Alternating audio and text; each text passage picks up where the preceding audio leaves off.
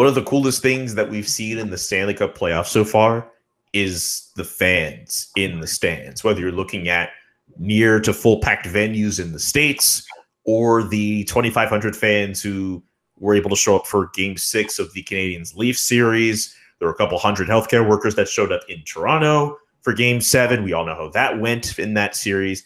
I'm really happy to see that there are fans back in the stands. And I have a weird feeling the Montreal Canadiens are pretty happy about that too.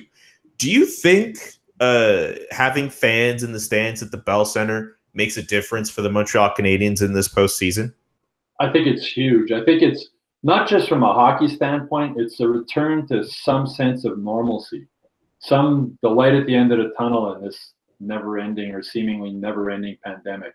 I was at the Bell Center. I was in the press box for that game. The sense of normalcy started like driving there, like Montreal construction, trying to get to the Bell Center was a friggin' nightmare. Parking at the Bell Center was $38, back to the regular price instead of the $15 that had been up until that point. Getting in there, I mean, the emotion and the atmosphere was really something special. There was an energy in the building. It was 2,500 people, but the other thing, the players' wives and family were allowed to be there. The Canadiens tweeted out a video of Jeff Petry's 2 little boys in the stands with their mother cheering them on. It was just a really, really special night, and I think everybody who was there, including me, will never forget it. I'm sure the Canadiens fed off the emotion. Shea Weber said after the game they could hear the fans before the game when they were sitting in the locker room chanting "Go Habs, go!" And it was just a really, really memorable night. I think the Canadiens fed off the emotion from the fans. And I think it was more than just hockey. It was just a sense of, the terraces were open again in Montreal. People were able to go have a beer before the game. Just that sense of normalcy. And it was really, really special. And yeah, I think the Canadiens really fed off that. And I think as these playoffs go on, maybe there's a possibility more fans might be able to get into the Bell Center. But the Canadiens are going to feed off that. Tyler Toffoli, when he scored the goal in Game 6, and it was asked, is this sort of what you dreamed of when you came to Montreal with fans? He says, no, I dreamed of 20,000 fans screaming when I scored, not 2,500. But it was the closest he's been able to get to that so far. And I think it helped the Canadiens. I think it will continue to help the Canadiens as we move forward. Yeah, for sure. I think just having that feeling of there's the light at the end of the tunnel. We're turning the corner with all of this, but just even the buzz in the city once again, something that was completely missing. If you think of last year when they were playing in the bubble and they surprised everyone by beating the Pittsburgh Penguins, the city didn't really have that same kind of connection where you're able to have now because they're playing here. You could have 2,500 fans there, people out on terraces, gathering in neighborhood parks. It seems like everyone has a projector and they're watching the games outside. And even after they beat the Leafs in Game 7, I live in NDG. I'm hearing cars honking, people cheering. It really kind of felt like the old days. The one thing that I wish the Canadiens did was maybe give a little bit more to frontline workers. I know they had, I believe it's the IGA section that allowed a few, like I want to say less than 100.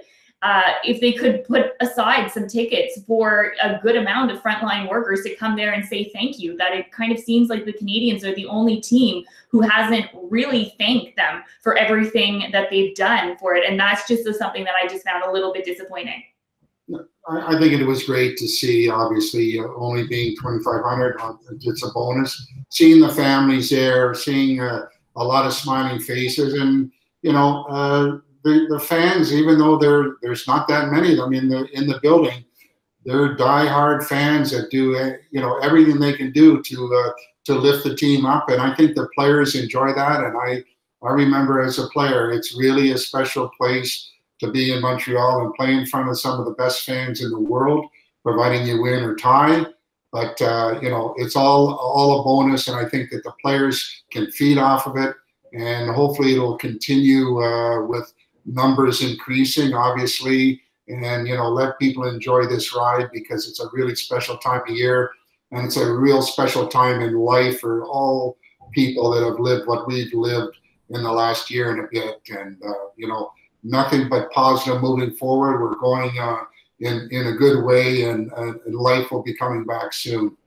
Yeah, as you mentioned, Jess, I think the Canadiens dropped the ball as far as fans for the first game. It would have been nice to see them just invite all healthcare workers to go to the game. I wonder if Jeff Molson might like a do-over on that one. Whatever money they did generate from the tickets is just a drop in the bucket in a billion-dollar business, right? It became a greed fest with season ticket holders reselling their tickets, going up to like $10,000 a ticket. So that was sort of sad. The Canadiens have said for future games they're going to have the hero section with 100 people invited, healthcare workers. They have sort of a lot of you can nominate somebody and then they're going to have a draw to decide who goes. But I think Canadiens dropped the ball on that one. I think it should have, the first game, if you're a season ticket holder and you call up the season ticket holder, you say, look, first game back, we're going to give all our tickets to healthcare workers and frontline workers. If you're a season ticket holder and you can't understand that, well, sorry for you. But I think that's the way they should have gone about it. But good to see fans back, and hopefully we'll see more as it goes forward. And this hopefully we're all fed up with this pandemic. Nice to get back to a little bit of normalcy. One underrated thing I just want to fixate on as well, not just seeing the fans in the stands, but the one thing I anticipated wouldn't be nearly as prevalent or not nearly as much of a thing in this pandemic would be the fans out in the street outside the Bell Center, and seeing them celebrate after Game 6 and Game 7.